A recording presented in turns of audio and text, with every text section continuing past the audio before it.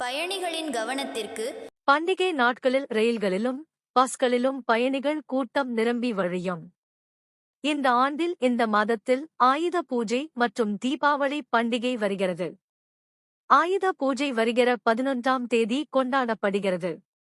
12ஆம் தேதி விஜயதசமி, 13ஆம் தேதி ஞாயிற்றுக்கிழமை எனத் தொடர்ந்து 3 நாட்கள் விடுமுறையாக உள்ளன.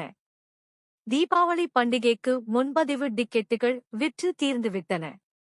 இதனால் பண்டிகை நாட்களில் சிறப்பு ரயில் இயக்கப்படுமா என பயணிகள் எதிர்பார்த்து இருந்தனர்.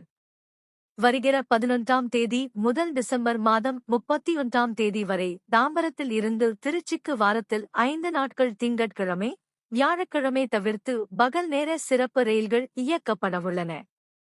இந்த ரயில் செவ்வாய், புதன், வெள்ளி, சனி, ஞாயிறு என வாரத்தில் 5 நாட்களும் திருச்சி